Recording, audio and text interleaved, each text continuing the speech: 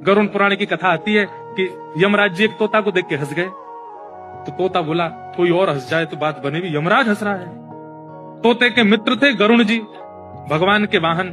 तो अपनी पहुंच लगाते हैं ना लोग, जब संकट में आते हैं तो अपनी पहुंच लगाते हैं, जैक लगाते हैं, हाथ पांव फड़ाते हैं। गरुड़ जी को कहा कि भैया तुम कैसे भी एक काम करवा दो। बोले क्या?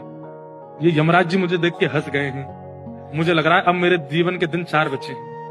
तुम कैसे भी भगवान से कहकर के मेरी जो जीवन अवधि है उसको बढ़वा दो, क्योंकि मुझे पता है कि ये यमराज जी तभी हंसते हैं जब किसी को उठाना होता है। गरुड़ जी बोले भगवान से बाद में बात करूंगा, पहले तुम मेरे पास आओ, बैठो मेरी कमर पे। गरुड़ जी उड़ा करके उनको 7 समुद्र पार एक गुफा में ले गए और वहां भीतर ले जाकर के छोड़ दिया। बोले यहाँ रहो, यहाँ कोई नहीं आएगा, और ये 2-4-10 दिन यहीं बैठे रहे ना, सब ठीक हो जाएगा अपने आप। और मैं जाके भगवान, मैं यमराज जी से बात करता हूँ, भगवान को छोटे काम के लिए क्यों बोलना?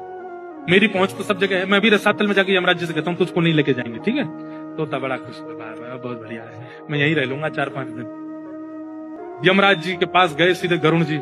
गरुड़ जी तो भगवान के वाहन है, सब खड़े होते हैं, उनको देख के यमराज जी बोले आइए आइए। कैसे आए? बोले हम बस एक बात कहने आए हैं, फिर हमको जाना है वैकुंठ।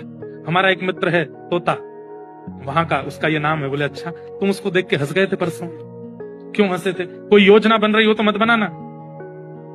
अच्छा, उस वन के तोते के बारे में? बोले हाँ, मैं तो उसको देख के इसलिए हंस गया था, मैंने कि देखो कैसे कर्म की विधि, ये अभी यहाँ बैठा है और इसकी मृत्यु 7 समुद्र पार एक गुफा में बिल्ली के खाने से होगी, और मैं ये सोच के हंस रहा था कि ये 7 समुद्र पार पहुंचेगा कैसे।